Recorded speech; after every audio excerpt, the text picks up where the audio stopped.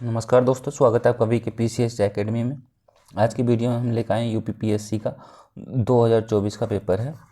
UPPSC का 2024 का paper है। इसमें 150 क्वेश्चन होंगे और 150 क्वेश्चन में हम इनको 3 पार्ट में डिवाइड करके देखेंगे। जैसे कि पार्ट 1, ठीक है, इसमें देखेंगे पार्ट 2 और इसमें देखेंगे पार्ट 3, ठीक है। जैसे कि पार्ट 1 में देखेंगे हम 1 से लेकर 50 क्वेश्चन, सेकंड पार्ट में देखेंगे हम 51 से लेकर 100 क्वेश्चन और यहाँ देखेंगे हम 101 से लेकर 150 क्वेश्चन, ठीक है। कितने नंबर का होता है? ये होता है 200 नंबर का, ठीक है। कितने घंटे का होता है? 2 घंटे का होता है। चलिए शुरू करते हैं, देखते हैं पहला क्वेश्चन क्या है।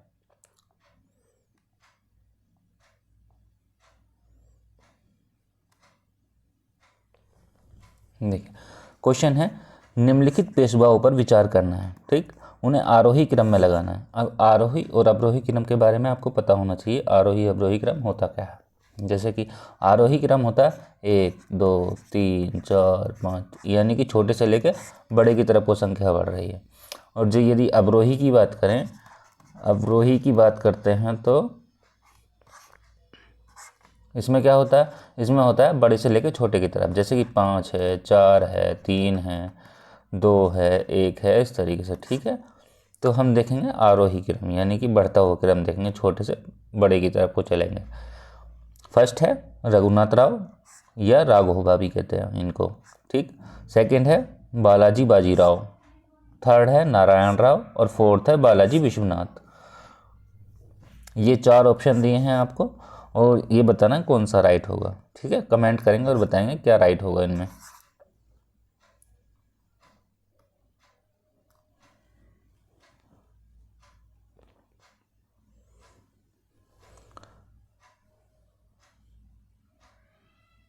देखिए सबसे पहले कौन आया था?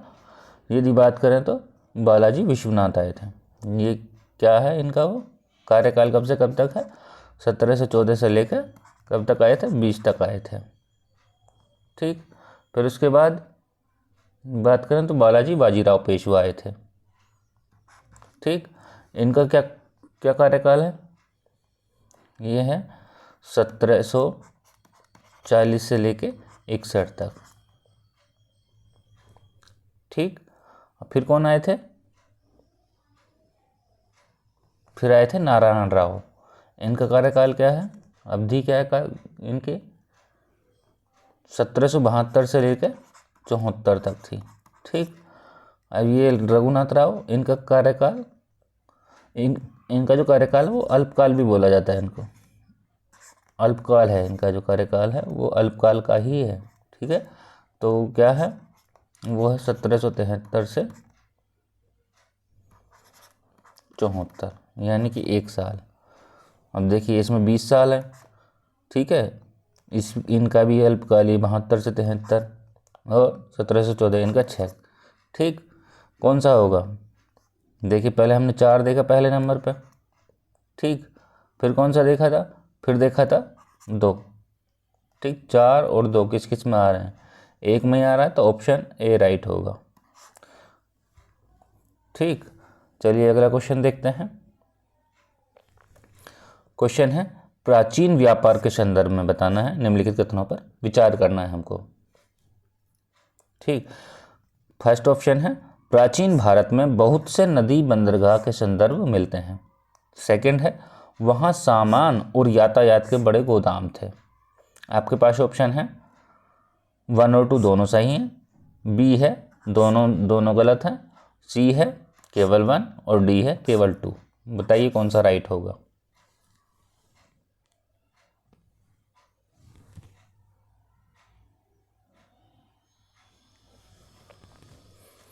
प्राचीन भारत में बहुत से नदी बंदरगाह के संदर्भ मिलते हैं, बिल्कुल मिलते हैं, तो ये तो सही है। वहाँ सामान और यातायात के बड़े गोदाम थे, ये भी ठीक है। तो इसमें ऑप्शन ए राइट होगा, ठीक। चलिए अगला क्वेश्चन देखते हैं। क्वेश्चन है, बंगाल के शासक हैं, सैन्य शासक हैं कुछ, बंगाल के निम्नलिखित में से सैन्य शासकों का आरोही क्रम। जैसे कि हमने आरोही अवरोही बताया वैसे ही। तो आरोही अवरोही यानी छोटे से लेके बड़े की तरफ वो चलेंगे। ठीक, फर्स्ट है बल्लाल सेन, सेकंड है लक्ष्मण सेन, थर्ड है हेमंत सेन और फोर्थ है विजय सेन। अब इनका क्रम लगाना है, बताइए कौन सा क्रम होगा, क्या क्रम होगा इनका।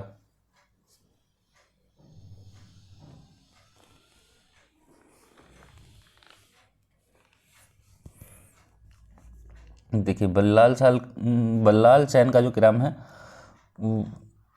वो है, इनका जो कार्यकाल है, जो अवधि है वो 1159 से लेके 79 तक है, यानी कि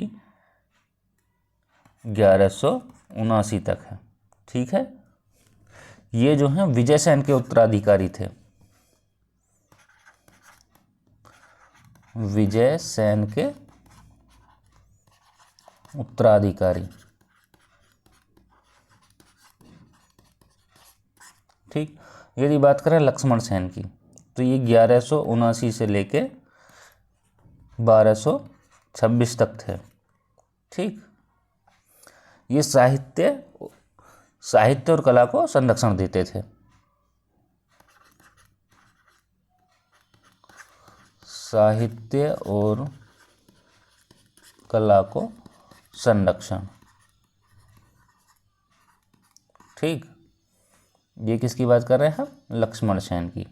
अब बात करें हेमंत सेन की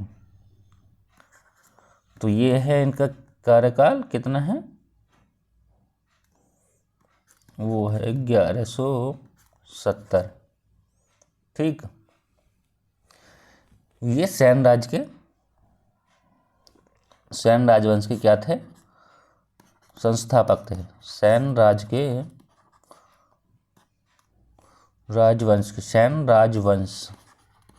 राजवंश के संस्थापक थे। अब यदि विजय सेन की बात करें तो यहाँ है 1096 से 1154। ठीक,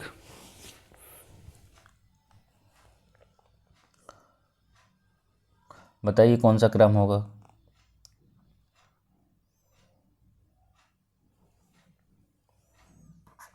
अब तो बता सकते हैं, अब तो आसान हो गया। कमेंट करिए और बताइए।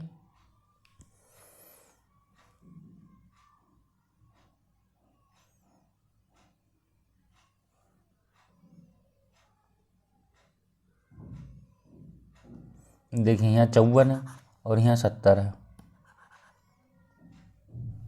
1170 नहीं, ये 54 नहीं होगा, ये 59 होगा।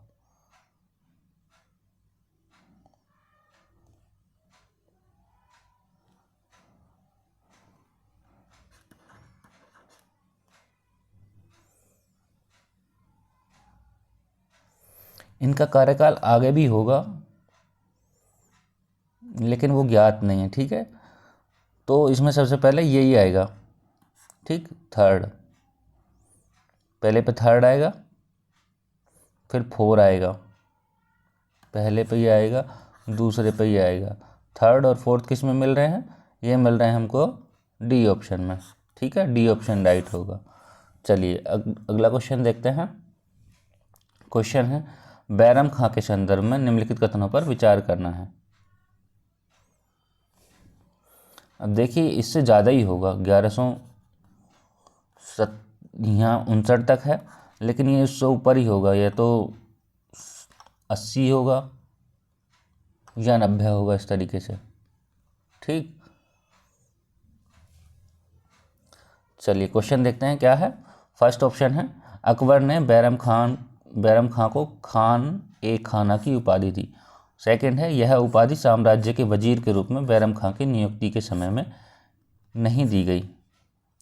ऑप्शन आपके पास हैं, केवल दोनों सही हैं, और बी ऑप्शन है दोनों में से कोई सही नहीं है, और सी ऑप्शन है केवल 1, और डी ऑप्शन है केवल 2। बताइए कौन सा राइट होगा इसमें।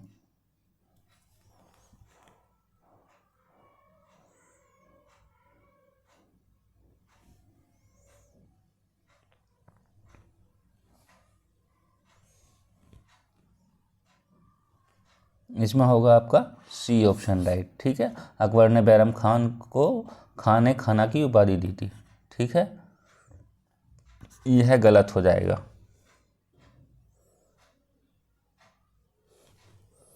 क्योंकि ये जो कार्यकाल है वो 70 से लेके 96 तक है। ठीक है, और वो 11 नहीं है, ये 1000 है। इस गलती हो गई है, ये 1070 से 1096। ठीक है, ध्यान रखना है। ठीक है, ये क्वेश्चन देख लिया चौथा। हम देखते हैं पांचवा क्वेश्चन। पांचवा क्वेश्चन क्या है? 2011 की जनगणना के अनुसार उनकी जनसंख्या के आधार पर निम्नलिखित में आरोही अवरोही क्रम पूछा है, यानी कि बढ़ते से घटता क्रम पूछा है। ठीक, और फर्स्ट है इसमें बिहार, सेकंड है आंध्र प्रदेश, थर्ड है उत्तर प्रदेश और फोर्थ है पश्चिम बंगाल। ये आपके पास ऑप्शन है, कौन सा राइट होगा बताइए।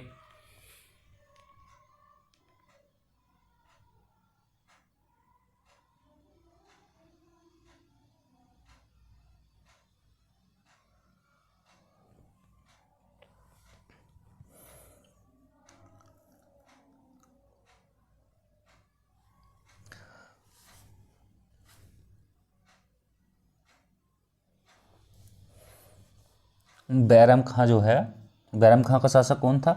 बैरम खां का शासक, बैरम खां का शासक हुमायूं था। ठीक,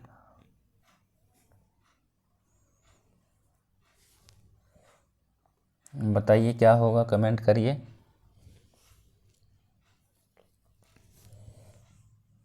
जनसंख्या के आधार पर बताना है ना। फर्स्ट पे कौन आएगा? आपको पता, फर्स्ट पे बिहार, ये उत्तर प्रदेश ही आएगा। फर्स्ट पहले नंबर पे जनसंख्या में कौन है? उत्तर प्रदेश है। और दूसरे पे बात करेंगे तो बिहार आ जाएगा इसमें। ठीक, और तीसरे पे बात करेंगे तो पश्चिम बंगाल आ जाएगा, और चौथे पे बात करेंगे तो आंध्र प्रदेश आ जाएगा। अब लगाइए क्रम, यानी कि 3 3 और 1 किस में है? 3 4 1 3 1 3 3 1 इसमें है ना, तो डी ऑप्शन राइट होगा इसमें। ठीक है, चलिए अगला क्वेश्चन देखते हैं। क्या है क्वेश्चन?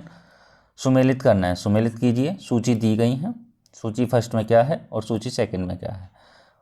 ए है मानव विकास रिपोर्ट के सामने दिया अंतर्राष्ट्रीय मुद्रा कोष। बी है विश्व आर्थिक दृष्टिकोण, संयुक्त राष्ट्र पर्यावरण कार्यक्रम। विश्व निवेश रिपोर्ट, संयुक्त राष्ट्र विकास कार्यक्रम। उत्सर्जन अंतर रिपोर्ट, व्यापार और विकास पर संयुक्त राष्ट्र सम्मेलन। बताइए कौन सा राइट होगा।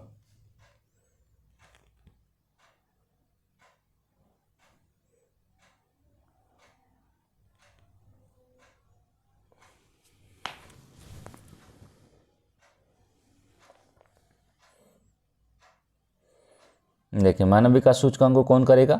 यूएनडीपी, यानी कि संयुक्त राष्ट्र विकास कार्यक्रम। विश्व आर्थिक दृष्टिकोण को कौन करेगा? आईएमएफ, यानी कि इंटरनेशनल मॉनेटरी फंड, यानी कि बी का हो जाएगा फर्स्ट। ठीक है, विश्व निवेश रिपोर्ट, वर्ल्ड इन्वेस्टमेंट रिपोर्ट को कौन जारी करता है? वो करता है व्यापार विकास पर संयुक्त राष्ट्र सम्मेलन। ठीक, उत्सर्जन अंतर रिपोर्ट को कौन करता है? UNEP, United Nation Environment Programme. ठीक है, कौन सा राइट होगा? ए का थर्ड है, बी का फर्स्ट है। ए का थर्ड, बी का फर्स्ट, किसी और में है? नहीं है। ए का थर्ड, बी का फर्स्ट और सी का 4 लगाया हमने, और डी का 2 है। ठीक है, तो ऑप्शन ए राइट होगा। ठीक, अब इनके बारे में जानते हैं। देखिए, आईएमएफ क्या है? एक ये है वित्तीय एजेंसी है। किसकी? यूएन की, यूएन की वित्तीय एजेंसी है।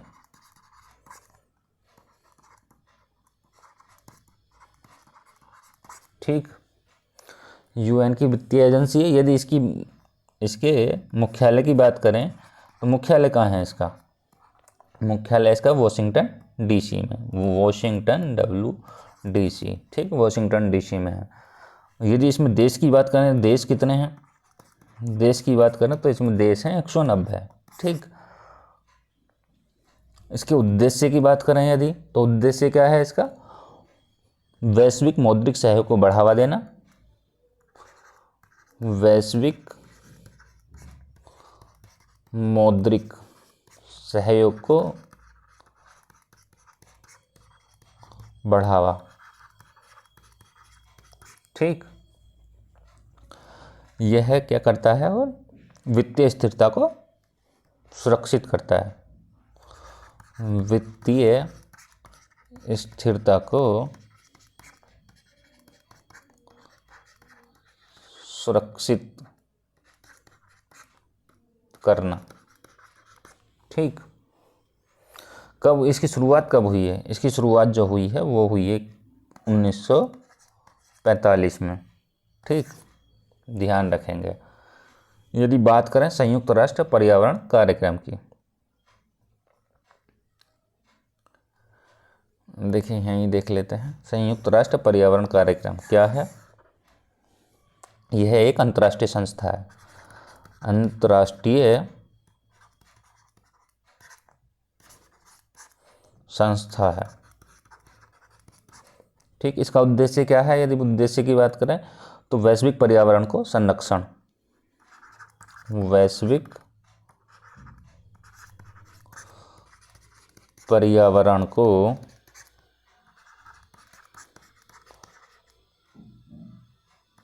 संरक्षण और सतत विकास को बढ़ावा देना है, और सतत विकास को बढ़ावा, ठीक। इसकी जो बैठक होती है वो 2 साल में होती है, और जो इसका हेडक्वार्टर है यानी कि मुख्यालय है वो कहाँ है, नैरोबी में। मुख्यालय जो है बात करें तो कहाँ है, नैरोबी। नैरोबी किसकी राजधानी है, वो है केन्या की, ठीक, केन्या की राजधानी है। यदि इसकी स्थापना की बात करें, इसकी स्थापना कब हुई थी, तो वो हुई थी 1900, बताइए कब, 72 में हुई थी, ठीक है। चलिए बात करते हैं UNDP की।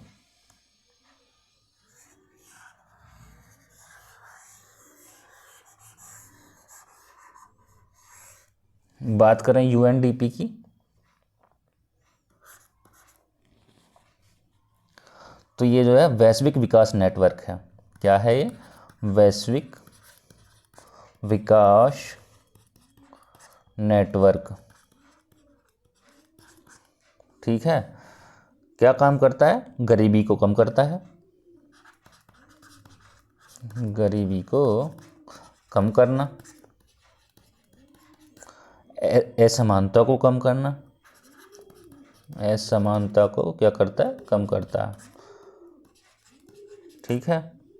और SDG जो गोल्स हैं, कितने गोल्स हैं, हमने पिछले पेपर में बताया, बताइए, कमेंट करिए और बताइए कितने होते हैं SDG गोल्स, और उनको कब तक कवर किया जाना है, क्या लक्ष्य रखा गया है उनको, वो भी बताना है, ठीक है। तो ये क्या करता है, SDG गोल्स जो हैं उनको प्राप्त करने में मदद करता है। SDG गोल, सस्टेनेबल डेवलपमेंट गोल्स को प्राप्त करने में क्या करता है, प्राप्त करने में मदद करता है या सहयोग करता है, ठीक है, सहयोग। यदि इसकी मुख्यालय की बात करें, हेडक्वार्टर की बात करें, तो हेडक्वार्टर कहाँ है इसका, तो वो है न्यूयॉर्क में, ठीक, ध्यान रखेंगे। चलिए और क्या बचा हमारे पास अभी, व्यापार विकास और संयुक्त राष्ट्र सम्मेलन। चलिए इसको भी देख लेते हैं क्या है, इसको हम अंकटाड भी कहते हैं, ठीक है।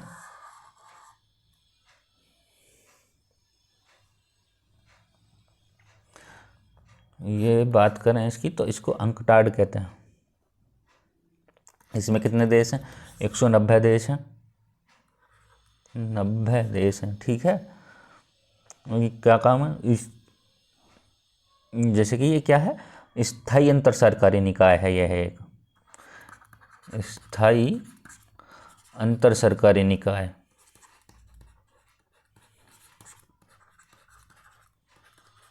तो ये पूछ लेता है। यहाँ पर यदि ऐसा होगा तो ये अस्थायी भी कर देते हैं कई ऑप्शनों में, तो ये भी ध्यान रखेंगे। अस्थायी नहीं होगा, वो स्थायी अंतर सरकारी निकाय है। जैसे कि पहले ऑप्शन में दे दिया स्थायी अंतर सरकारी निकाय, सेकंड में दे दिया आपको अस्थायी अंतर सरकारी निकाय। अब उसमें ही पूछ लेगा केवल 1, केवल 2, दोनों सही, दोनों गलत, ये 4 ऑप्शन रख देगा। ठीक है, तो ये ध्यान रखेंगे। स्थापना कब हुई अंकटाड की? तो वो हुई है 1964 में। ठीक, उद्देश्य क्या है इसका? विकासशील देशों के लिए व्यापार, विकासशील देशों के लिए व्यापार और निवेश और विकास को बढ़ावा देगा। निवेश विकास को बढ़ावा। ठीक है, तो ध्यान रखेंगे। इसका मुख्यालय कहाँ है? यदि बात करें इसके हेडक्वार्टर के अंकटाड की, तो वो है जेनेवा में। अब जेनेवा कहाँ है वो भी मैं पिछली वीडियो में बता चुका हूँ, रिपीट होता है हर बारी। ठीक है, तो ये है स्विट्जरलैंड में, ये भी ध्यान रखेंगे।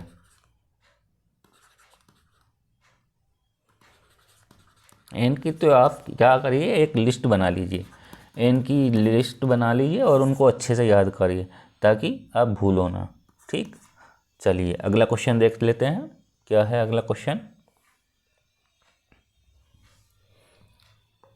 क्वेश्चन है निम्नलिखित घटनाओं पर विचार करना है हमको।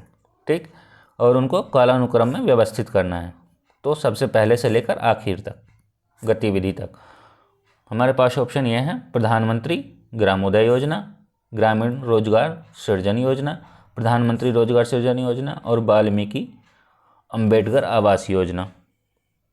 ठीक है, बताइए क्या राइट होगा? इनको कालानुक्रम में व्यवस्थित करना है, करिए।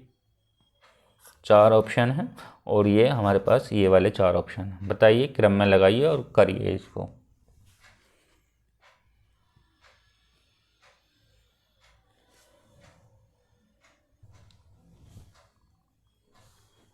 देखिए, प्रधानमंत्री ग्रामोदय योजना जो है वो कब आई थी?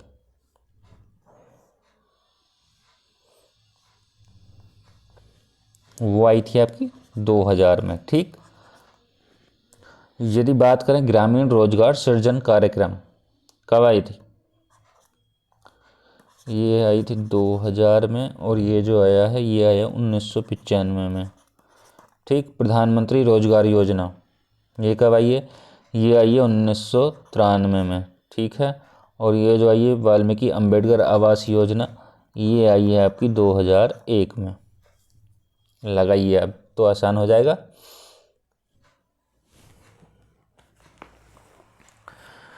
PYQ को इतना देखिए वीडियो को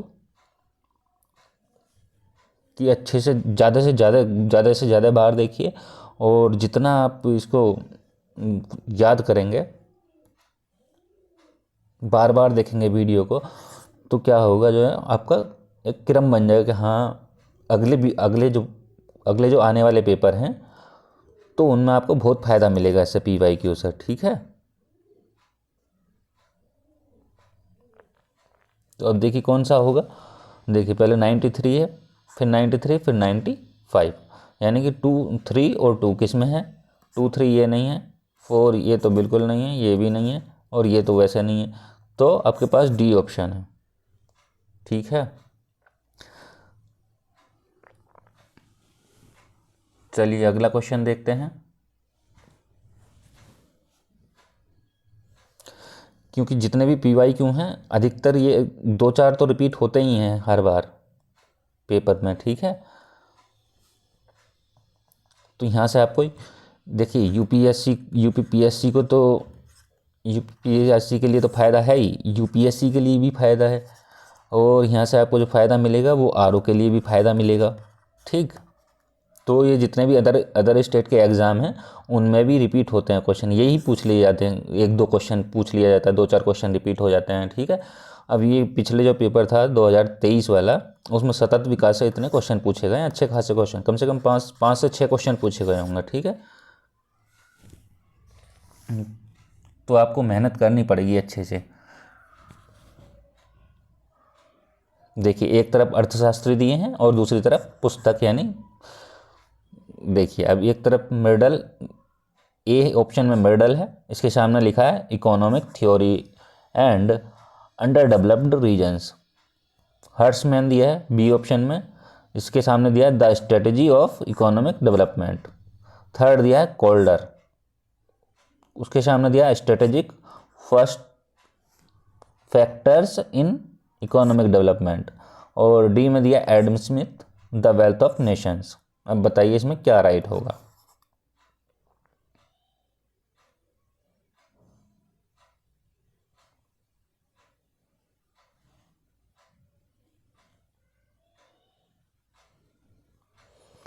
economics theory and underdeveloped regions, ये होगी मेडल की।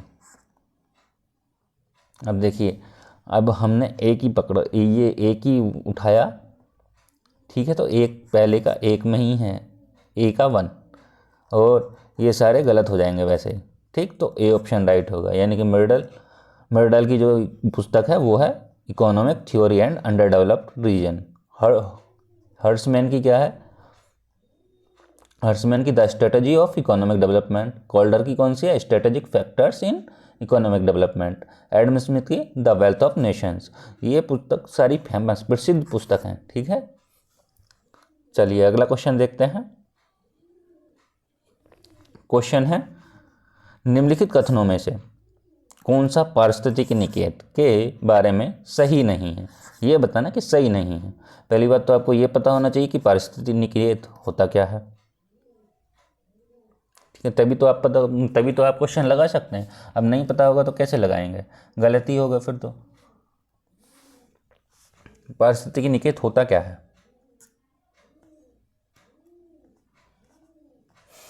किसी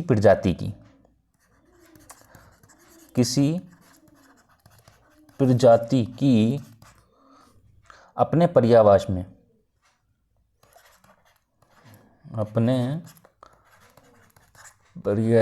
में निभाई जाने वाली भूमिका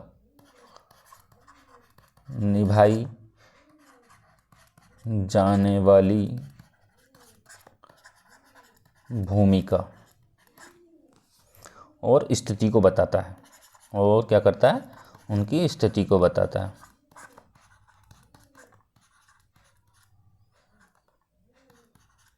ठीक। अब पढ़ेंगे हम ऑप्शन ए है प्रबल प्रजातियां विस्तृत और व्यापक पारिस्थितिकी निकेत को घेरती हैं। सेकंड है प्राकृतिक पारिस्थितिकी तंत्र के पारिस्थितिकी निकेत में यदि संसाधन पर्याप्त हैं तो प्रजाति की अधिक संख्या हो जाती है। थर्ड है सी है पारिस्थितिकी निकेत में यदि संसाधन पर्याप्त हैं तो प्रजातियों की संख्या कम हो जाती है। और डी है यदि किसी आवास में संसाधनों का समान वितरण होता है तो एकल प्रजाति का प्रभुत्व न्यूनतम हो जाता है। बताइए क्या राइट होगा अब इसमें।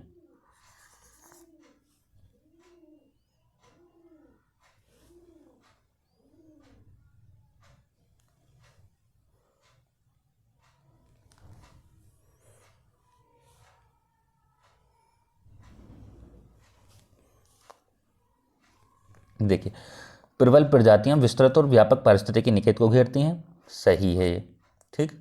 इसमें पूछा है गलत कौन सा है, प्राकृतिक पारिस्थितिकी तंत्र के पारिस्थितिकी निकेत में यदि संसाधन पर्याप्त हैं तो प्रजातियों की संख्या अधिक हो जाती है। बिल्कुल सही बात है, संसाधन होंगे तो हमारे पास प्रजातियों की संख्या अधिक ही होगी, ठीक। अब यही इसमें दिया है पारिस्थितिकी तंत्र, तो ये पारिस्थितिकी निकेत में यदि संसाधन पर्याप्त हैं तो प्रजातियों की संख्या कम होगी। जब भाई हमारे पास पर्याप्त संसाधन होंगे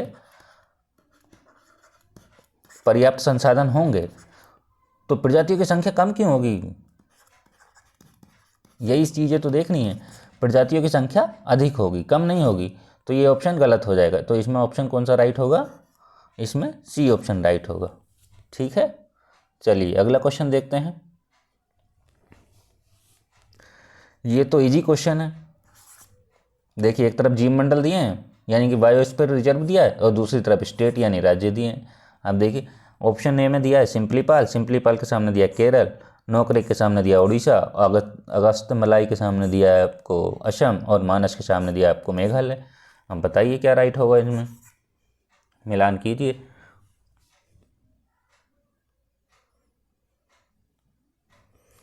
देखिए बात करें हम सिंपली पाल की, सिंपली पाल कहाँ है? उड़ीसा में है।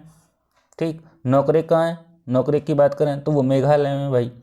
और अगत्य की बात करें तो ये कहाँ होगा? केरल में होगा। सीधी सी ये उससे ही पता चल रहा है कि हाँ ये साउथ में ही होगा। ठीक है, मानस कहाँ है? असम में है। अब लगा दीजिए इनको, A का 2 इन दो में मिल रहा है हमको, और बी का 4 भी दोनों में है। ठीक, यहाँ तक तो सही है। और सी का अगत्य केरल, सी का फर्स्ट ये है, तो इसमें ऑप्शन कौन सा हो जाएगा? डी ऑप्शन राइट हो जाएगा। सोचना ही नहीं है ज़्यादा। ठीक है, चलिए आगे चलते हैं, अगला क्वेश्चन देखते हैं। क्वेश्चन 11 है, फर्स्ट है वैज्ञानिक जांच व्यवहारिक आदर्शों के प्रति प्रतिबद्धता पर निर्भर करती है। सेकंड है विज्ञान में ईमानदारी विशेष रूप से महत्वपूर्ण है। ठीक, कौन सा राइट होगा बताइए? आपके पास ऑप्शन है, दोनों कथन सही हैं, दोनों कथन में से दोनों कथन गलत हैं, यहाँ दोनों सही हैं, यहाँ दोनों गलत हैं, और यहाँ कथन एक सही है दूसरा सही नहीं है, यहाँ कथन एक सही है और दूसरा अप्रत्याशित है। बताइए क्या राइट होगा?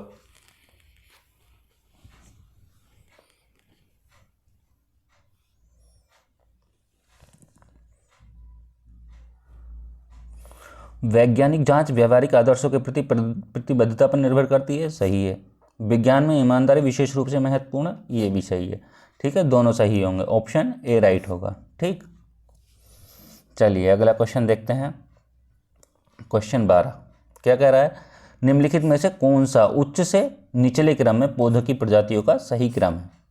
ऑप्शन ए है वर्ग संघ गण पादप जगत, बी है गण वर्ग संघ पादप जगत, थर्ड है वर्ग पादप जगत और संघ और गण, और डी ऑप्शन है पादप जगत संघ वर्ग और गण।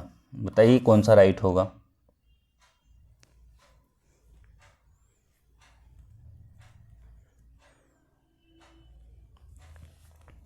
देखिए सबसे पहले इसमें आएगा पादप जगत, यानी कि प्लांट किंगडम आएगा। और जब हमको पहले ही पता है कि हाँ पादप जगत आएगा तो ये ऑप्शन वैसे ही गलत हो जाते हैं। ठीक, तो क्या राइट होगा इसमें? डी ऑप्शन, पादप जगत संघ वर्ग और गण। ठीक, चलिए अगला क्वेश्चन देखते हैं। क्वेश्चन है जस्टिस पार्टी के संदर्भ में बताना। जस्टिस पार्टी, फर्स्ट है जस्टिस पार्टी ने कांग्रेस का विरोध उसे एक ब्राह्मण प्रभुत्व वाला संगठन कहकर किया, और सेकंड है इसने ब्राह्मणों के लिए वैसे ही सांप्रदायिक प्रतिनिधित्व का दावा किया जैसे कि पार्लियामेंट सुधार ने मुसलमानों को दिया था। ऑप्शन ए है दोनों सही हैं, बी है दोनों में से कोई सा सही नहीं है, सी है केवल 1 सही है, और डी है केवल 2 सही है। बताइए कौन सा राइट होगा?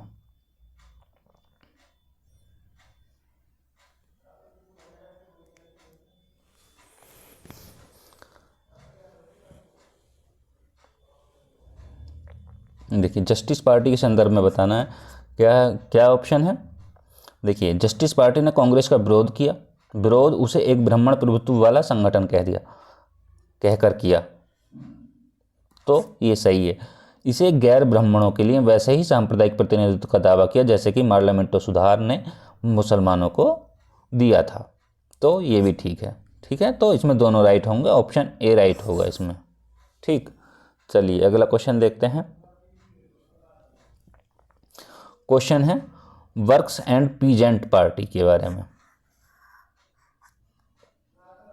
फर्स्ट है वर्क्स एंड पीजेंट पार्टी का गठन 1927 में हुआ, इसे एक अखिल भारतीय संगठन का रूप दिया गया। सेकंड है इस पार्टी का उद्देश्य कांग्रेस के अंतर्गत ही काम करना था, जिसमें इसको अधिक क्रांतिकारी रुझान वाली पार्टी और आम जनता का संगठन बनाया जा सके। ऑप्शन ए है दोनों सही हैं, ऑप्शन बी है दोनों में से कोई सा सही नहीं है, ऑप्शन सी है केवल 1, ऑप्शन डी है केवल 2। बताइए क्या राइट होगा?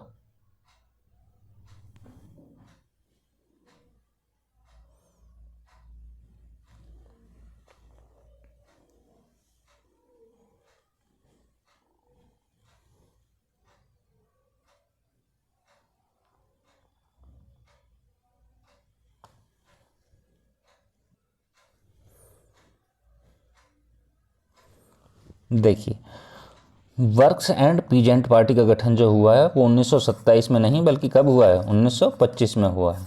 तो ये तो वैसे ही गलत हो जाएगा। ठीक, अब ये कह रहा है इस पार्टी का उद्देश्य कांग्रेस के अंतर्गत काम करना था, जिसमें इसको अधिक क्रांतिकारी रुझान वाली पार्टी और आम जनता का संगठन बनाया जा सके।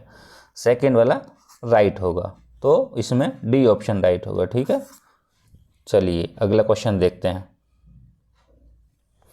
क्वेश्चन है निम्नलिखित घटनाओं पर विचार करना है हमको, उनको कालानुक्रम में व्यवस्थित करना है।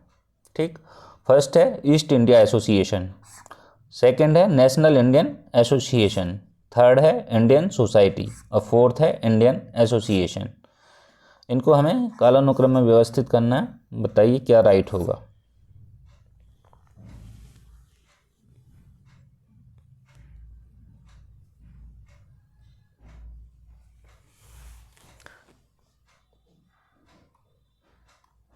देखिए ईस्ट इंडिया एसोसिएशन के बारे में देखते हैं। इसकी जो स्थापना है वो कब हुई है, 1866 में हुई है। किसके द्वारा की गई थी, नौरोजी के द्वारा, दादा भाई नौरोजी के द्वारा इसकी स्थापना की गई थी।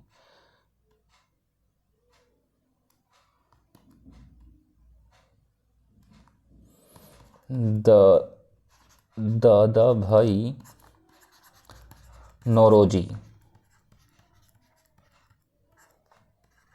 ठीक, पहले अध्यक्ष जो थे इसके ईस्ट इंडिया एसोसिएशन के पहले अध्यक्ष कौन थे, लॉर्ड लिवेडेन थे।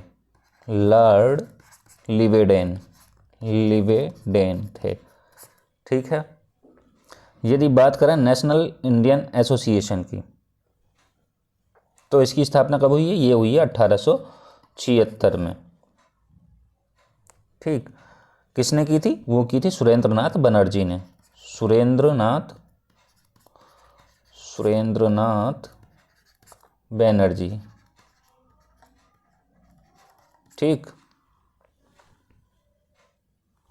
उद्देश्य क्या था इसका, किस लिए बनाई गई थी, उद्देश्य क्या था, सभी वैध तरीके के उपयोग जो होते हैं, सभी वैध तरीके के उपयोग से भारत के लोगों में राजनीतिक और बौद्धिक और भौतिक विकास करना था, इस वजह से बनाई गई थी। ठीक है, इंडियन सोसाइटी, अब इंडियन सोसाइटी की बात करें यदि, इंडियन सोसाइटी की स्थापना कब हुई है, वो हुई है 1876 में। ठीक,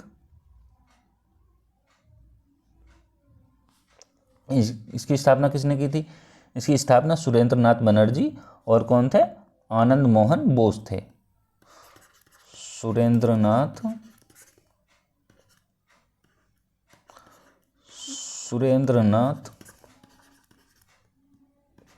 बनर्जी प्लस आनंद मोहन बोस के द्वारा की गई थी। ठीक है, किस वजह से की गई थी, तो इसका जो उद्देश्य था भारतीय छात्रों द्वारा, इंडियन सोसाइटी का उद्देश्य भारतीय छात्रों द्वारा राजनीतिक शिकायतों को व्यक्त करना और उनको एक मंच प्रदान करना था। ठीक है, यदि बात करें इंडियन एसोसिएशन की, इसकी स्थापना कब हुई थी, वो हुई थी 1876 में हुई थी। ठीक, किसके द्वारा हुई थी, यह एक राष्ट्रवादी संगठन था। ठीक, इसकी स्थापना भी सुरेंद्रनाथ बनर्जी और आनंद मोहन बोस ने ही की थी। देखिए इसमें क्या है, इंडियन सोसाइटी और इंडियन एसोसिएशन। इंडियन सोसाइटी में क्या है, ये जो है अलग अलग तरीके से हुई हैं, मतलब कि अलग अलग डेट को हुई हैं इनकी स्थापना। अब जैसे कि ये है लंदन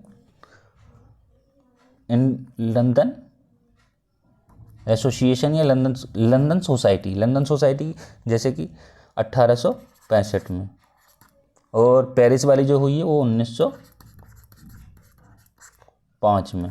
तो ये अलग अलग तरीके से हैं। ठीक है, अलग अलग डेट को हैं, सन सेम ही है थोड़ा। ठीक है, ये 26 जुलाई को है। ठीक है, तो ध्यान रखेंगे। बताइए क्या होगा इसमें,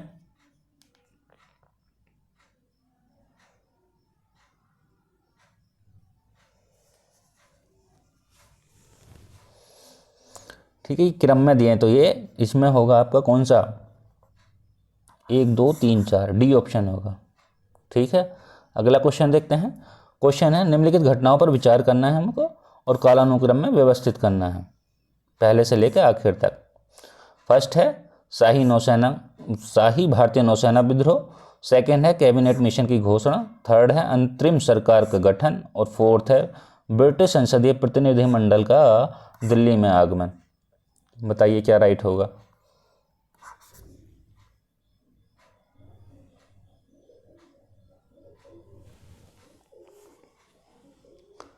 देखिए, शाही भारतीय नौसेना का विद्रोह कब हुआ, वो हुआ है फरवरी 1946 को। ठीक, कैबिनेट मिशन की बात करें तो वो 16 मई 1946 को।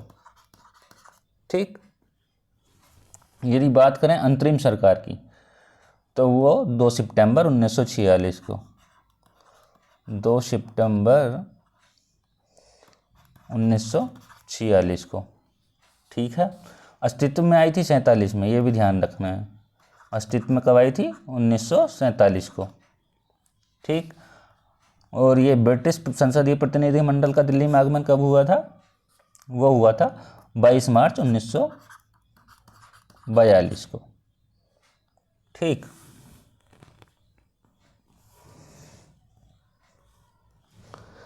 यदि बात करें ये शाही, क्या ऑप्शन राइट होगा इससे।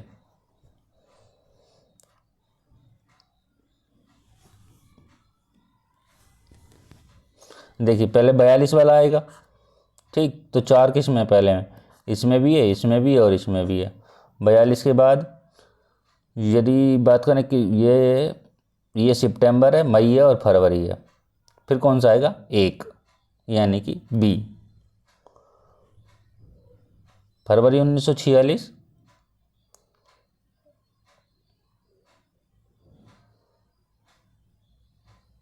कैबिनेट मिशन की घोषणा, ठीक है, फरवरी, और फिर आएगा इसमें मई, यानी कि 4 1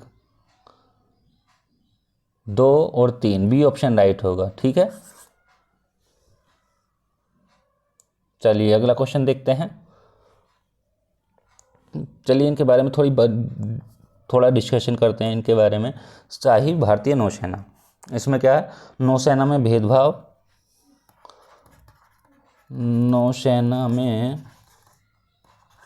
भेदभाव और धीमी गति से कामकाज की वजह से शुरू हुआ था।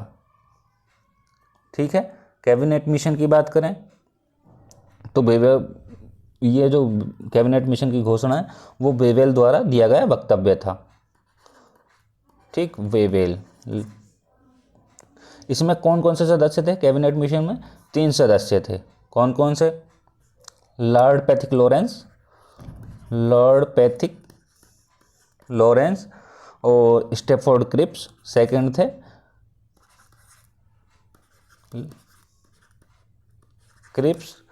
स्टेफोर्ड क्रिप्स थे, और थर्ड जो थे अलेक्जेंडर।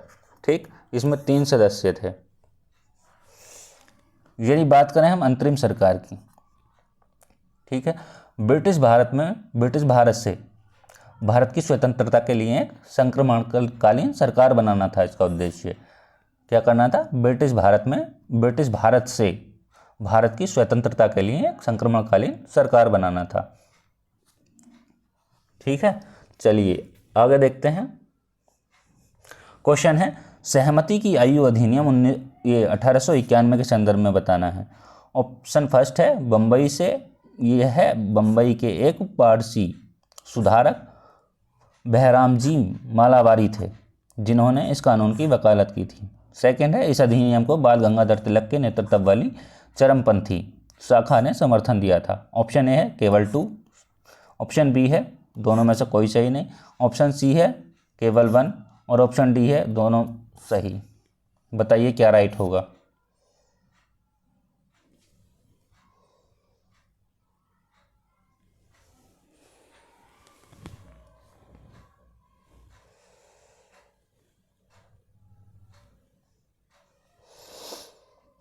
तो इसमें होगा आपका केवल वन ऑप्शन। ठीक है, इस अधिनियम को बाल गंगाधर तिलक के नेतृत्व वाली सरकार चरमपंथी शाखा ने समर्थन नहीं दिया। ठीक, अगला क्वेश्चन देखते हैं।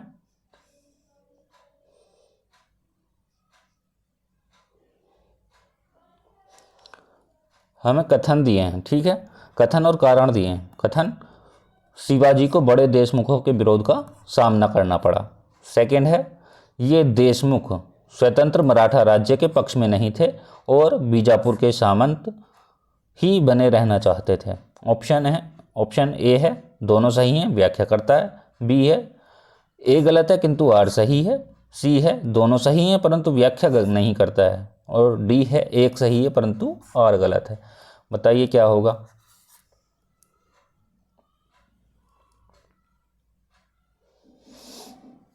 इसमें क्वेश्चन है, शिवाजी को बड़े देशमुखों के विरोध का सामना करना पड़ा। सही है, ये देशमुख ये स्वतंत्र मराठा राज्य के पक्ष में नहीं थे और बीजापुर के सामंत ही बने रहना चाहते थे। ये भी सही है। अब यदि बात करें व्याख्या की, शिवाजी को बड़े देशमुखों के विरोध का सामना करना पड़ा क्योंकि ये देशमुख स्वतंत्र मराठा राज्य के पक्ष में नहीं थे और यहाँ व्याख्या सही है, तो ए ऑप्शन राइट होगा। ठीक है, चलिए अगला क्वेश्चन देखते हैं। क्वेश्चन है, अंडमान निकोबार द्वीप समूह में निम्नलिखित में से किस कारण से प्रलयकारी प्रवाल विरंजन हुआ? प्रवालों की सामूहिक मृत्यु हो गई थी। ऑप्शन ए है, तटीय क्षेत्रों में औद्योगिक गतिविधियों में वृद्धि। बी है, हिंद महासागर के तापमान में 2% की वृद्धि। और सी है, भारी सागरीय प्रदूषण। और डी है, हिंद महासागर के तापमान में 4 डिग्री की कमी। तापमान में 4 डिग्री की कमी। अब बताइए क्या राइट होगा इसमें।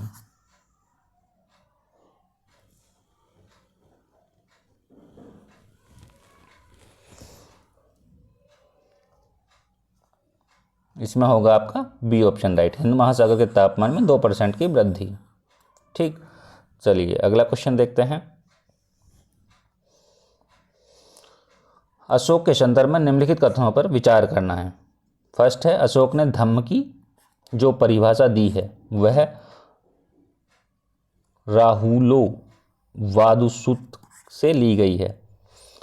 सेकंड है, अपने राज्याभिषेक के 14वें वर्ष में अशोक ने धम्म महामात्र नामक एक नवीन प्रकार के कर्मचारी की नियुक्ति की। ऑप्शन ए है, दोनों सही। ऑप्शन बी है, दोनों में से कोई सा सही नहीं। ऑप्शन डी है, केवल 1। ऑप्शन डी है आपके पास 2। बताइए कौन सा राइट होगा।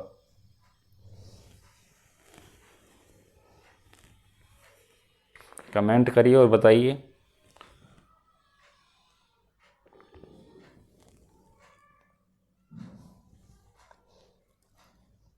इसमें होगा आपका ऑप्शन ए राइट।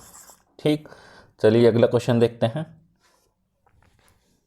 क्वेश्चन है, सुमेलित नहीं है इसमें से। ऑप्शन ए है, अनुच्छेद 153 राज्यपाल का पद। अनुच्छेद 154 राज्यपाल का कार्यकारी प्राधिकार।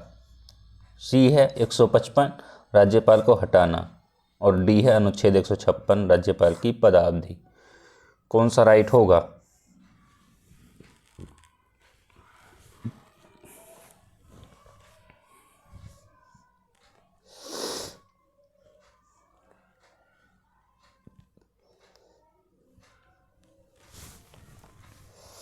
देखिए, अनुच्छेद 153 राज्यपाल का पद सही है ये तो। ठीक है, अनुच्छेद 154 राज्यपाल का कार्यकारी प्राधिकार, ये भी ठीक है। कह रहा है अनुच्छेद 155 राज्यपाल को हटाना, यही गलत है, तो ये राइट होगा। 156 में राज्यपाल की पदावधि दी है। अब देखिए, इसमें पूछा है सही नहीं है, लेकिन आपको इन दोनों को भी ध्यान में रखना है कि हाँ इनमें क्या था, क्या पता अगले पेपर में अगले वाले पेपर में पूछ ले। ठीक है, 2025 में जो होने वाला है। ठीक है, तो ध्यान रखेंगे। तो राज्यपाल को हटाना जो किसके ऊपर निर्भर करता है, वो राष्ट्रपति के ऊपर निर्भर करता है। नियुक्ति कौन करता है, राष्ट्रपति करता है। राष्ट्रपति के प्रसाद पर्यंत पद धारण करता है राज्यपाल। ठीक है, तो ये इसमें नहीं है तो किसमें है। ये जो 155 में है वो नियुक्ति करता है इसमें। ठीक, हटाना नहीं है। तब हटाना किस में है, हटाना जो होता है उनको पहली बात तो प्रसाद पर्यंत पद धारण करता है, उनके अनुसार ही काम करता है। ठीक है, तो 156(1) में कहेंगे इसकी बात को। तो इसमें क्या है, राज्यपाल को हटा सकते हैं इसमें, इससे राज्यपाल को हटाना।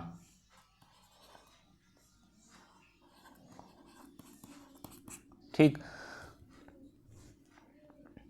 चलिए अगला क्वेश्चन देखते हैं।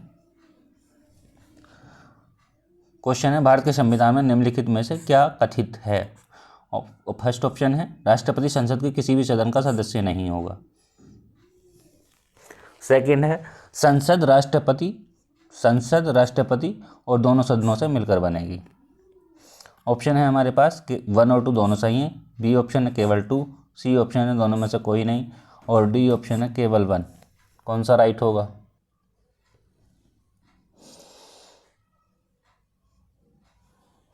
देखिए, राष्ट्रपति का काम क्या होता है, संसद में नहीं बैठता है वो, लेकिन इन दोनों का सदस्य बनने की योग्यता होनी चाहिए, सदन का सदस्य बनने की योग्यता होनी चाहिए। ठीक है, संसद राष्ट्रपति और दोनों सदनों से मिलकर बनेगी। सेकंड है ये। तो कौन सा राइट होगा? इनमें दोनों ही राइट होंगे। ठीक है, तो ऑप्शन ए राइट होगा। इसमें क्या होता है, संसद, जैसे कि संसद में क्या होता है, संसद, लोकसभा, राज्यसभा और राष्ट्रपति से मिलकर बनती है। ठीक है, 3 शामिल होते हैं इसमें। देखिए लिखा है ना, दोनों सदन मतलब लोकसभा और राज्यसभा, ठीक है, और राष्ट्रपति, ये इनसे मिलकर बनती है संसद। और राष्ट्रपति संसद के किसी भी सदन का सदस्य नहीं होगा। दोनों सही। चलिए अगला क्वेश्चन देखते हैं। क्वेश्चन है, भारतीय संविधान में कोई संशोधन लाने का उपक्रम किया जा सकता है? ऑप्शन ए है लोकसभा द्वारा, ऑप्शन सेकंड है राज्यसभा द्वारा, ऑप्शन थर्ड है राज्य विधानमंडल द्वारा, ऑप्शन फोर्थ है भारत के राष्ट्रपति द्वारा। हमारे पास ऑप्शन है ए 1 2 3 तीनों सही है, 1 2 दोनों सही है, केवल 1 सही है, या 2 3 4 सही है। बताइए क्या राइट होगा?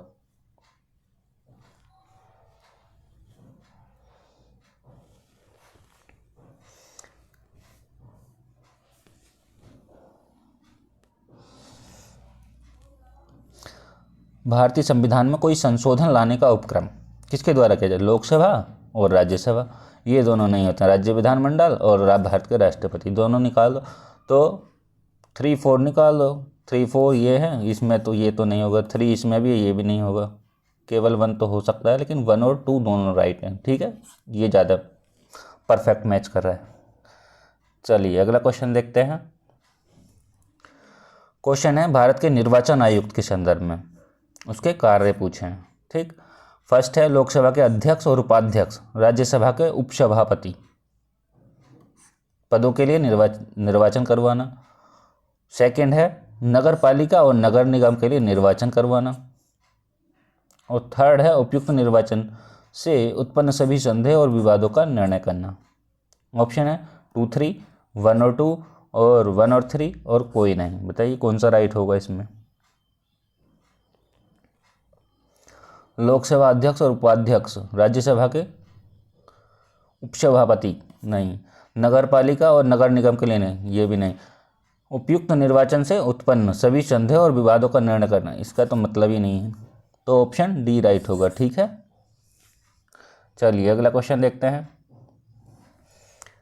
क्वेश्चन है, सुमेलित नहीं है, यानी सुमेलित नहीं बताना है। जीवी के राव समिति के सामने दिया प्रखंड स्तर पर नियोजन, दंतवाला समिति के सामने दिया ग्रामीण ऋण, और ये संथानम या के संथानम समिति पंचायती राज वित्त, और अशोक मेहता समिति पंचायती राज संस्थाएं। बताइए कौन सा राइट होगा? और इनमें सुमेलित नहीं बताना है, ये भी ध्यान रखना है, ये पॉइंट ज़्यादा ध्यान रखना है। ठीक है, भूलना नहीं है इसको। देखिए यदि बात करें हम संथानम समिति की, संथानम समिति किससे संबंधित है? यह है प्रदूषण से संबंधित।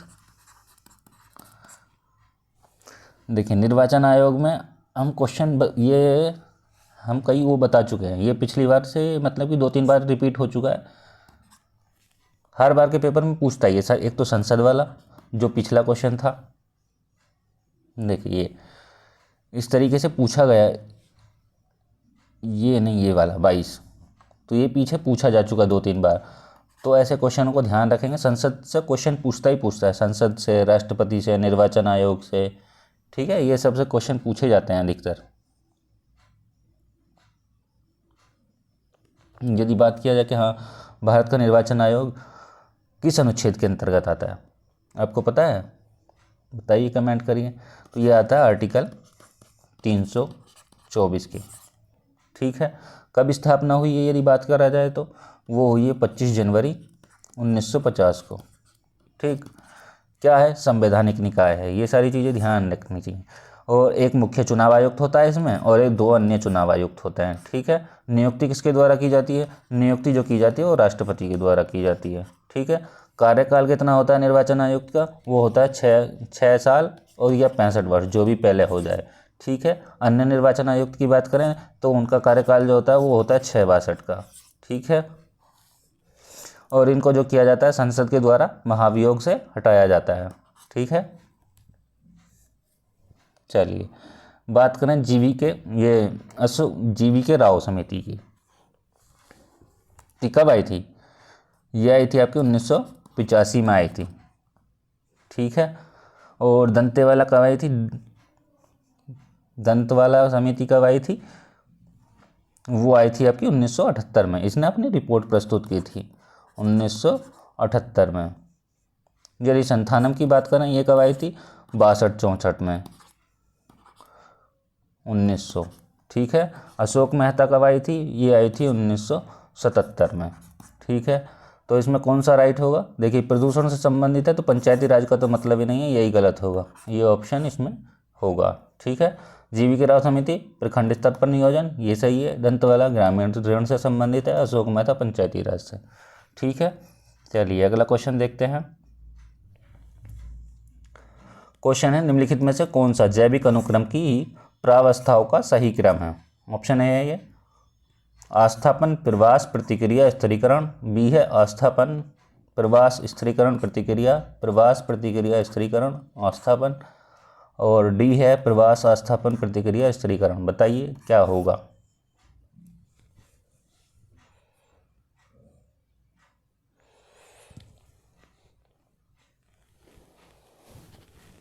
देखिए सबसे पहले क्या है इसमें? प्रवास आता है, ठीक। पहले प्रवास आता है, इनमें 2 में, फिर आस्थापन आता है, फिर प्रतिक्रिया आती है, फिर स्थिरीकरण आता है। तो क्या होगा इसमें? डी ऑप्शन राइट होगा, ठीक है। प्रवास, आस्थापन और प्रतिक्रिया और स्थिरीकरण। चलिए अगला क्वेश्चन देखते हैं। क्वेश्चन है कथन और कारण दिए हैं। सापेक्षिक आर्द्रता वायु के तापमान में वृद्धि के साथ घटती है। सेकंड है वाष्पीकरण में वृद्धि के साथ निरपेक्ष आर्द्रता में वृद्धि होती है। ऑप्शन वही है आपके पास, दोनों सही हैं पर व्याख्या नहीं है, व्याख्या सही नहीं करता है। बी है ए गलत है, आर सही है, दोनों सही हैं पर व्याख्या करता है। और डी है ए सही है, आर गलत है। बताइए कौन सा राइट होगा?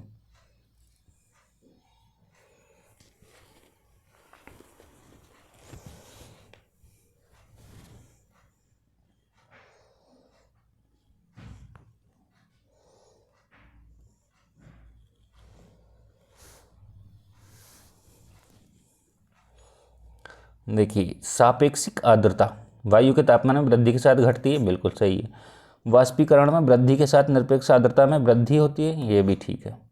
लेकिन क्या व्याख्या करेगा कि नहीं करेगा? सापेक्षिक आर्द्रता वायु के तापमान में वृद्धि के साथ घटती है क्योंकि वाष्पीकरण में वृद्धि के साथ निरपेक्ष आर्द्रता में वृद्धि नहीं, व्याख्या नहीं करेगा। तो ऑप्शन ए राइट होगा इसमें, ठीक है।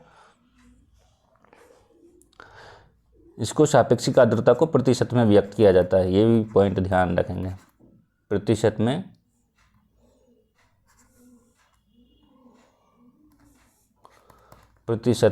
व्यक्त किया जाता है,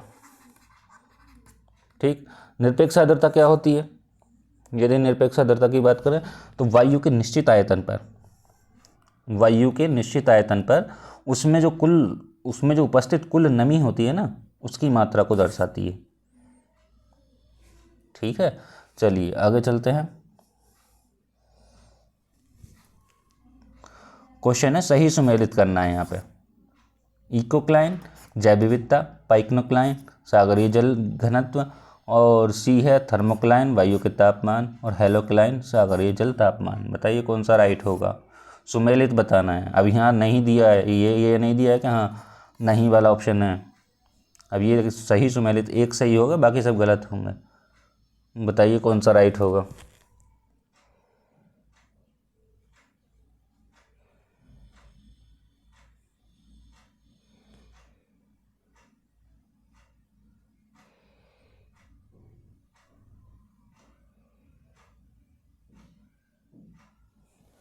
इसमें होगा आपका बी ऑप्शन। ठीक है, चलिए अगला क्वेश्चन देखते हैं।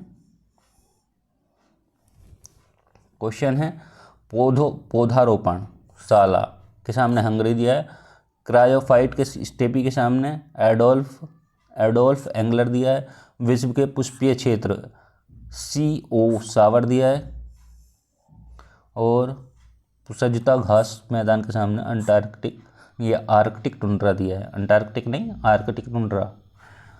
सुमेलित करना है, बताइए क्या होगा।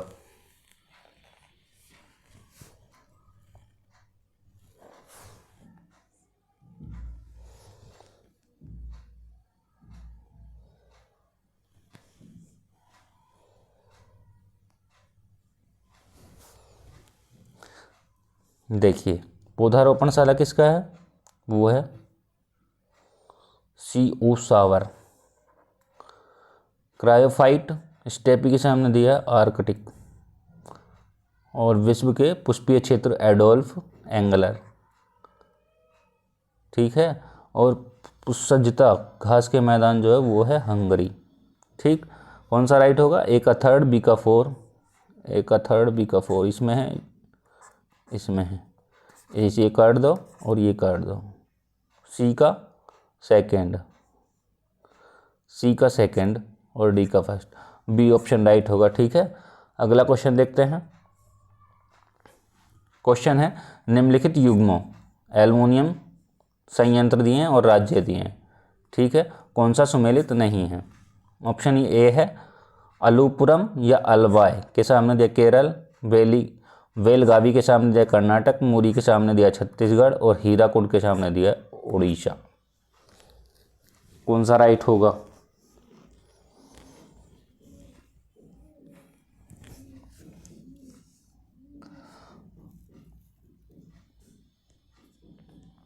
ये अलुपुरम अलवाय जो है वो है केरल में। ठीक है, बेलगावी कर्नाटक में, ये भी ठीक है।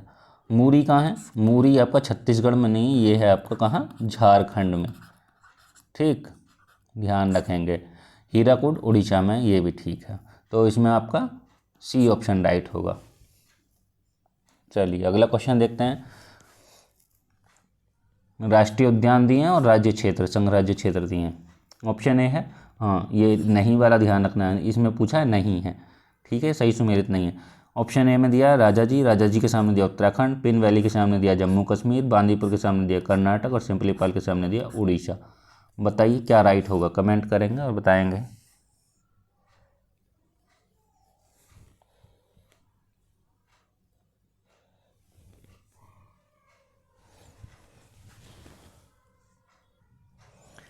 देखिए यदि बात करें सिम्पलीपाल की तो उड़ीसा में है। ठीक है, ये तो बांदीपुर कर्नाटक में, ये भी ठीक है। राजा जी ये भी ठीक है, लेकिन पिन वैली कहाँ है।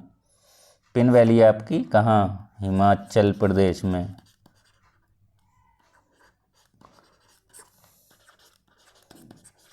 ठीक है, ध्यान रखेंगे। तो बी ऑप्शन राइट होगा आपका। बांदीपुर कर्नाटक, सिम्पलीपाल उड़ीसा, राजा जी उत्तराखंड, और पिन वैली हिमाचल, ना कि जम्मू कश्मीर। ठीक है, अगला क्वेश्चन देख लेते हैं। क्वेश्चन है हिमालय अभी भी ऊंचा हो रहा है। सेकंड है भारतीय टेक्टोनिक प्लेट यूरेशियन प्लेट से टकरा रही हैं।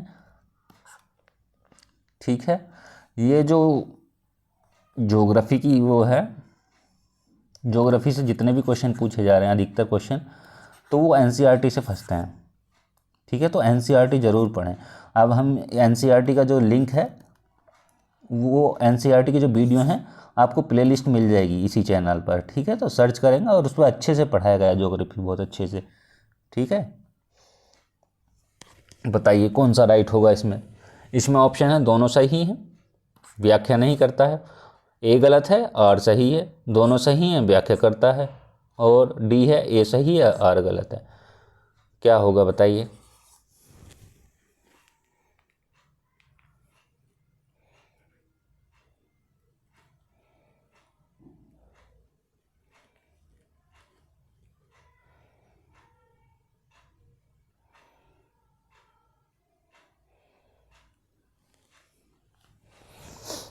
देखिए इसमें कौन सा होगा, इसमें होगा आपका सी ऑप्शन राइट, दोनों सही हैं और व्याख्या भी करता है। चलिए अगला क्वेश्चन देखते हैं।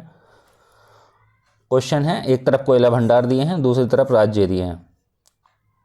उत्तर के सामने दिया है मध्य प्रदेश, इब नदी के सामने दिया छत्तीसगढ़, तातापानी और रामकोला के सामने दिया उड़ीसा, और उमरिया के सामने दिया है झारखंड। बताइए कौन सा राइट होगा। देखिए उत्तर कहाँ है आपका, उत्तर यदि बात करेंगे तो उत्तर है झारखंड में, इब नदी की बात करेंगे वो है उड़ीसा में, तातापानी की बात करेंगे वो है छत्तीसगढ़, और यदि उमरिया की बात करेंगे वो है मध्य प्रदेश। तो कौन सा राइट होगा इसमें। ए का 4 बी का 3, ए का 4 बी का 3 सी में मिल रहा है हमको, ठीक है, तो सी ऑप्शन राइट होगा। चलिए अगला क्वेश्चन देखते हैं।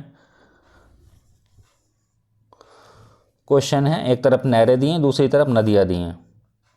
ऊपरी बारी दोआब नहर सतलज, सरहिंद नहर के सामने यमुना है, गुड़गांव नहर के सामने सतलज रावी ब्यास है, और इंदिरा गांधी नहर के सामने रावी है। कौन सा राइट होगा इसमें।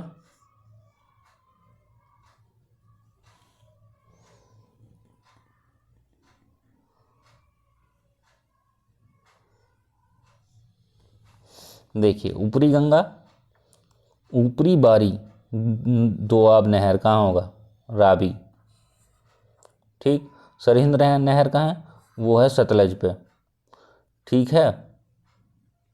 गुड़गांव नहर यमुना, और इंदिरा गांधी नहर सतलज रावी व्यास पे। ए का 4 किस में है, ए का 4 बी का फर्स्ट, ए का 4 बी का फर्स्ट, ए का 4 बी का फर्स्ट, बी निकाल देंगे और डी निकाल देंगे, और सी का 2 है, सी का 2 है, हमको सी ऑप्शन में मिल रहा है, ठीक है, सी ऑप्शन राइट होगा। चलिए अगला क्वेश्चन देखते हैं। क्वेश्चन है, निम्नलिखित युग में फसल दिए हैं, उनकी विशेषता दी हैं, ठीक है, सही नहीं है बताना। एक वर्ष में चावल की 3 फसलें पैदा करने वाला राज्य के सामने दिया पश्चिम बंगाल। चावल उत्पादन में बिहार का योगदान 15.7%। चावल उत्पादन के अधीन सर्वाधिक क्षेत्रफल वाला राज्य उत्तर प्रदेश, और चावल उत्पादन की पश्चिमी सीमा निर्धारित करने वाली समवर्षा रेखा 100 मीटर 100 सेंटीमीटर, ठीक है। तो कौन सा राइट होगा इसमें।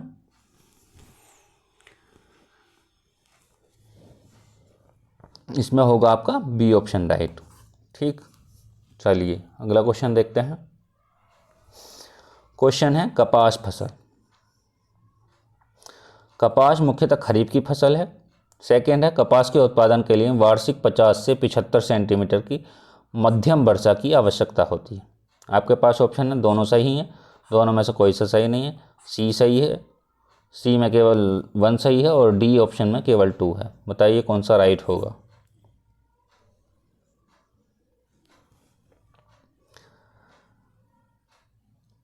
देखिए कपास मुख्यतः किसकी फसल है, खरीफ की फसल है, और उत्पादन के लिए 50 से 75 सेंटीमीटर वर्षा होनी ही चाहिए ही चाहिए, ठीक है। और यदि इससे कपास के लिए सबसे अच्छी मिट्टी कौन सी होती है, वो होती है आपकी काली मृदा, जिसको हम रेगुर मृदा भी कहते हैं, ठीक है। तो इसमें कौन सा राइट होगा, ऑप्शन ए राइट होगा, दोनों सही होंगे। चलिए अगला क्वेश्चन देख लेते हैं। क्वेश्चन है, कथन और कारण दिए हैं, ठीक है। कथन कारण से भी अच्छे क्वेश्चन पूछता है, ठीक है, लेकिन लोग व्याख्या में फंस जाते हैं कि हाँ व्याख्या, दोनों ऑप्शन पता होते हैं फिर भी व्याख्या में फंस जाते हैं। तो व्याख्या में इस तरीके से नहीं फंसना है। कथन है, लाल मृदा भारत के दूसरे सबसे बड़े मृदा समूह को दर्शाती है। कारण है, लाल मृदा काली मृदा को दक्षिण और पूर्व और उत्तर दिशाओं को घेरे हुए है। ऑप्शन दोनों सही हैं, व्याख्या करता है। ए गलत है, आर सही है, दोनों सही हैं पर व्याख्या नहीं करता, ए सही है, आर गलत है। बताइए कौन सा राइट होगा इसमें।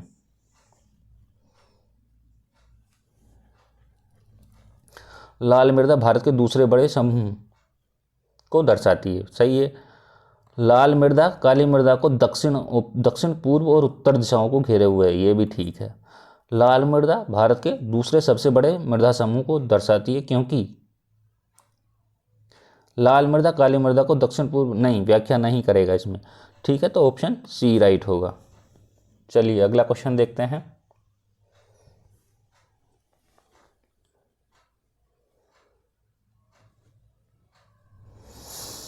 क्वेश्चन है, शहर के नाम दिए एक तरफ, दूसरी तरफ योजना बनाए जाने की अवधि दी है। ऑप्शन ए है कांचीपुरम, स्वतंत्रतोत्तर काल। ऑप्शन बी है जैसलमेर के सामने दिया औपनिवेशिक काल। थर्ड के सामने दिया है कोडाई कनाल मध्यकाल, और भिलाई के सामने दिया प्राचीन काल। बताइए कौन सा राइट होगा।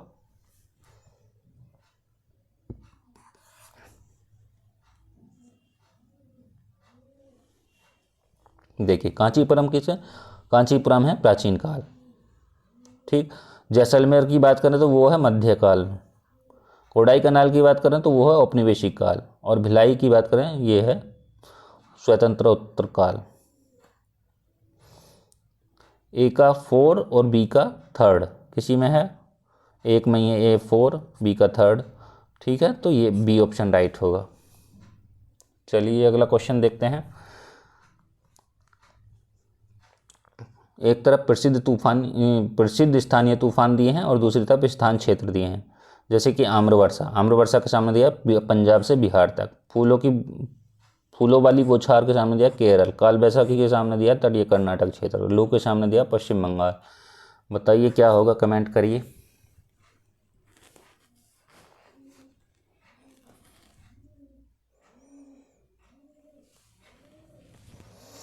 आम्रवर्षा कहाँ होती है आपको पता होनी चाहिए, कर्नाटक में, ठीक। यदि बात करें काल बैसाखी तो वो है पश्चिम बंगाल, ठीक। लू की बात करें तो वो है आपका ये पंजाब से बिहार, और यदि फूलों की बौछार की बात करें तो वो है केरल। कौन सा राइट होगा, ए का थर्ड बी का 3 बी का 2, ए का 3 बी का 2 इसमें है और इसमें है, किसके साथ जा रहे हैं हम, और सी का 4 किस में है, तो इसमें है। तो ऑप्शन सी राइट होगा, ठीक है। अगला क्वेश्चन देख लेते हैं। एक तरफ राजधानी दी है, दूसरी तरफ देश दिए हैं, और यह बताना कि सुमेलित नहीं है। म्यांमार की राजधानी दे रहा है ये नेपियाडा, और इथोपिया की दे रहा है खार्तूम, और आयरलैंड के सामने डबलिन है, और कनाडा के सामने ओटावा है। बताइए कौन सा राइट होगा जो सुमेलित नहीं है।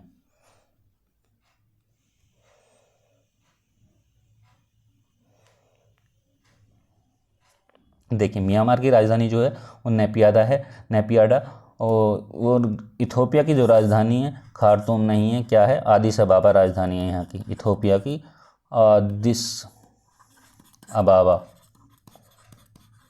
तो ये ध्यान रखेंगे, ठीक। आयरलैंड की डबलिन है, कनाडा की ओटावा है, ठीक। चलिए अगला क्वेश्चन देख लेते हैं।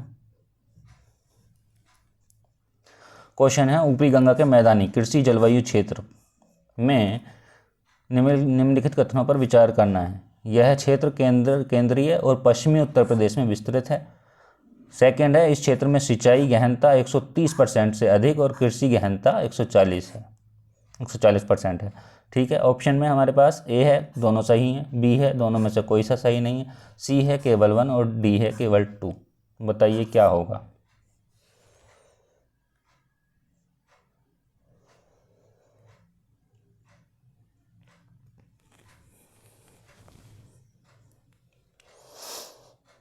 फर्स्ट क्या कह रहा है, यह क्षेत्र केंद्रीय और पश्चिमी उत्तर प्रदेश में विस्तृत है, ठीक है। ये कह रहा है इस क्षेत्र में सिंचाई गहनता 130% से अधिक और कृषि गहनता 140, ठीक है। ये भी ठीक है। यदि ये उल्टा कर देता, जैसे कृषि गहनता 130 कर देता और सिंचाई गहनता 140 कर देता, तब ऑप्शन गलत हो जाता, ठीक है, तो अब ये दोनों सही हैं, तो ऑप्शन ए राइट हो जाएगा। ठीक है, अगला क्वेश्चन देख लेते हैं। एक तरफ दर्रे दिए हैं, यानी कि पास भी कहते हैं दर्रे को। एक तरफ दिया है समुद्र तल से ऊंचाई। देवसा के सामने दिया 53-60 मीटर, रोहतांग के सामने दिया 48-50 मीटर, बारालाचा के सामने दिया 39-78 मीटर, और बानिहाल के सामने दिया 2832 मीटर, 2832 मीटर। ठीक है, बताइए कौन सा राइट होगा।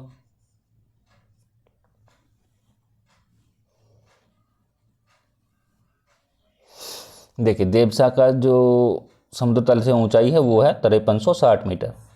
ठीक है, और यदि रोहतांग की बात करें वो है 3978 मीटर।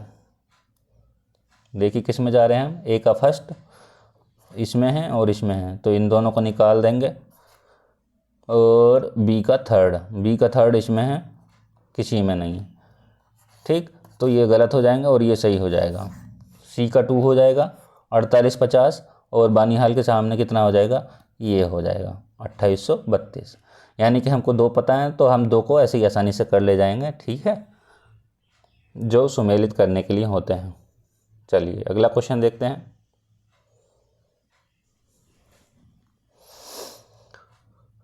क्वेश्चन है, एक तरफ कथन दिए हैं, कारण दिए हैं। जूट भारत का विशुद्ध पौधा है। कारण है, जूट खरीफ की फसल है जिसे फरवरी से जून में बोया जाता है और जुलाई से अक्टूबर के मध्य में काटा जाता है। ऑप्शन वही है आपके पास, दोनों सही हैं। व्याख्या करता है, ए गलत है, आर सही है, दोनों सही हैं, और व्याख्या नहीं करता है, और ए सही है, आर गलत है। बताइए क्या राइट होगा इसमें।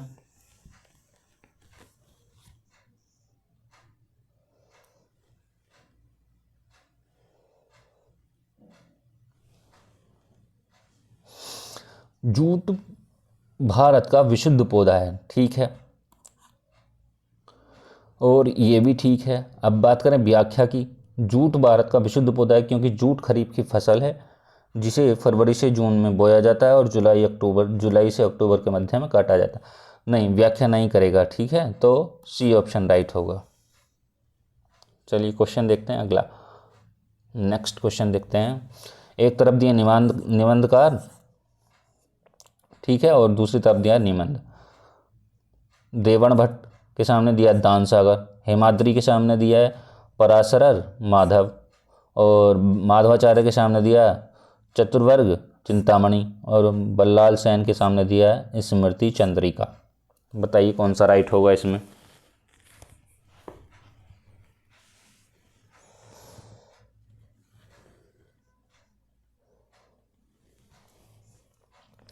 देखिए, देवण भट्ट की बात करें तो वो है स्मृति चंद्रिका का निबंध।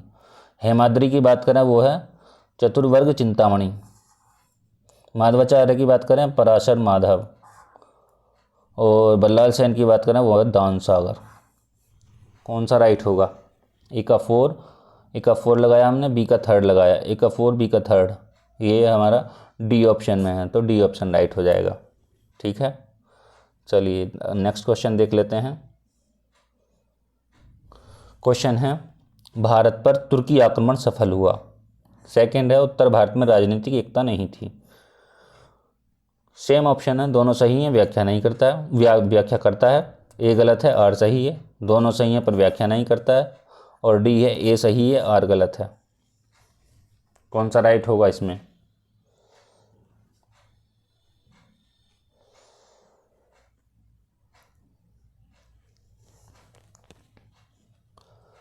भारत पर तुर्की आक्रमण सफल हुआ क्योंकि उत्तर भारत में राजनीतिक एकता नहीं थी। इसमें दोनों सही हैं और व्याख्या भी करेगा। ठीक है, ए ऑप्शन राइट होगा। चलिए नेक्स्ट क्वेश्चन देखते हैं। Voice of global south summit के संबंध में निम्नलिखित कथनों पर विचार करना है हमें। ठीक है, फर्स्ट है, भारत ने हाल ही में अपना दूसरा voice of global south summit संपन्न किया है, और सेकंड है, ग्लोबल साउथ मुख्यतः विकसित देशों से संबंधित है। ऑप्शन ए है केवल 2, ऑप्शन बी है दोनों में से कोई नहीं, ऑप्शन सी है केवल 1, ऑप्शन डी है दोनों सही। कौन सा राइट होगा।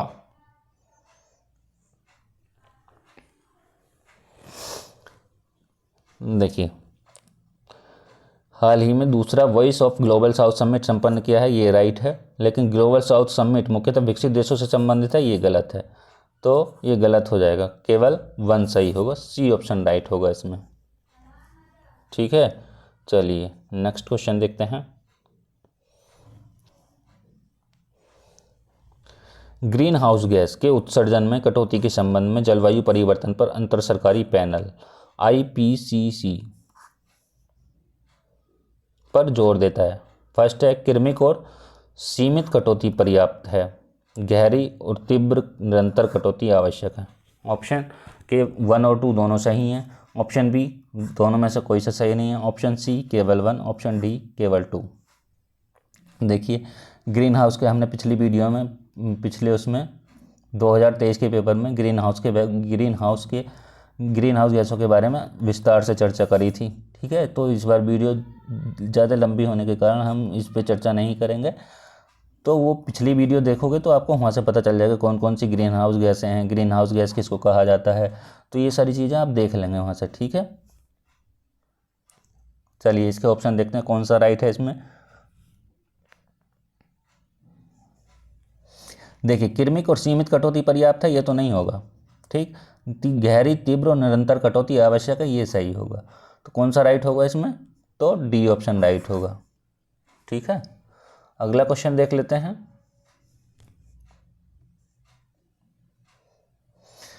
अनाज उपज के बारे में क्या तात्पर्य है इससे? काटी गई भूमि के प्रति इकाई क्षेत्र में उत्पादित अनाज फसलों की मात्रा। सेकेंड है, किसी दिए गए देश में अनाज फसलों का कुल उत्पादन। ऑप्शन ए है दोनों सही हैं, ऑप्शन बी है दोनों में से कोई सा सही नहीं है, ऑप्शन सी केवल 1, ऑप्शन डी है केवल 2। बताइए कौन सा राइट होगा।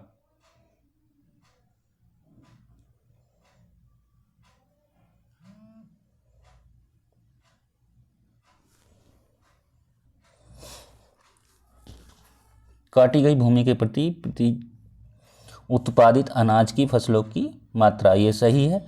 और किसी दिए गए देश में अनाज फसलों का कुल उत्पादन, ये गलत हो जाएगा। तो कौन सा राइट होगा, सी ऑप्शन राइट होगा इसमें। ठीक है, चलिए अगला देखते हैं।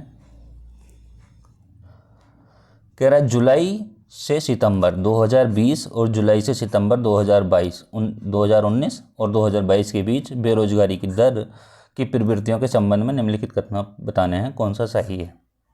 फर्स्ट है, यह स्थिर रही है, और सेकेंड है, यह घट गई है।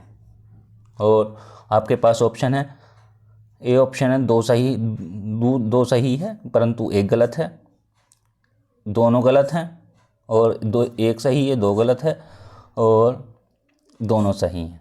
देखिए यहाँ फंसा सकता है क्वेश्चन को, जैसे कि यहाँ 1 और 2 होना चाहिए था, यहाँ 2 और 1 कर दिया है, यहाँ पे 1 2 कर दिया है। ठीक है, तो बताइए क्या होगा इसमें। देखिए क्या होगा, बेरोजगारी की दर जो है स्थिर तो रहेगी नहीं, तो यही गलत हो जाएगा। तो सेकंड सही होगा और 1 गलत होगा, तो ए ऑप्शन राइट होगा इसमें। ठीक है,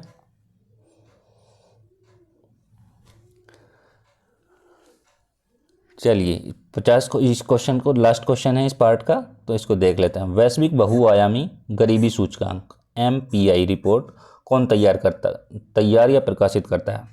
ऑप्शन फर्स्ट है विश्व बैंक और IMF, ऑक्सफोर्ड गरीबी और विश्व स्वास्थ्य संगठन, ऑक्सफोर्ड गरीबी और मानव विकास पहल, और फोर्थ है संयुक्त राष्ट्र विकास कार्यक्रम UNDP। बताइए कौन सा राइट होगा। जैसे कि हमने शुरू में बात करी थी कि हाँ पार्ट 1 में हम लेकर आएंगे 1 से लेके 50 क्वेश्चन तक।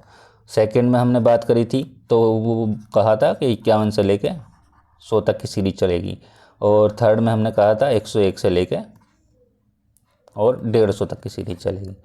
ठीक है, तो इसमें क्या राइट होगा। देखिए विश्व बैंक और अंतर्राष्ट्रीय मुद्रा कोष ये नहीं होगा, ऑक्सफोर्ड गरीबी और विश्व स्वास्थ्य संगठन ये भी नहीं होगा। ठीक है, और जो ये IMF है, विश्व बैंक है, हम इसको विस्तार से चर्चा कर चुके हैं 2023 वाले पेपर में, तो उसको देख लेंगे। ठीक है, वहाँ से, और WHO पे भी की गई है। ठीक है, पिछले पिछले पेपरों में देखेंगे तो मिल जाएगा आपको। और ऑक्सफोर्ड गरीबी मानव विकास पहल और यूएनडीपी के बारे में भी हम चर्चा कर चुके हैं पीछे, ठीक है, तो पिछले पेपरों में, तो वहाँ से कवर कर सकते हैं इन चीज़ों को, ठीक है। तो इसमें ऑक्सफोर्ड गरीबी और मानव विकास पहल और संयुक्त राष्ट्र यूएनडीपी दोनों मिलकर इसको क्या करते हैं, रिपोर्ट जारी करते हैं, रिपोर्ट तैयार करते हैं। तो इसमें 3 और 4 राइट होगा, तो ऑप्शन डी राइट होगा, ठीक है। आज की वीडियो में इतना ही। वीडियो को क्या करना है, लाइक, यदि वीडियो पसंद आए तो उसको लाइक करें, शेयर करें और चैनल को सब्सक्राइब करें, ठीक है। और ज़्यादा से ज़्यादा इसको शेयर करें और कमेंट करें, ठीक है, क्योंकि ये आरओ में भी काम देगा, यूपीएससी में काम देगा, और जो अदर स्टेट के वो होते हैं पेपर होते हैं उनमें भी काम देगा, ठीक है। आज की वीडियो में इतना ही। Thank you. मिलते हैं अगली वीडियो में, नेक्स्ट पार्ट में।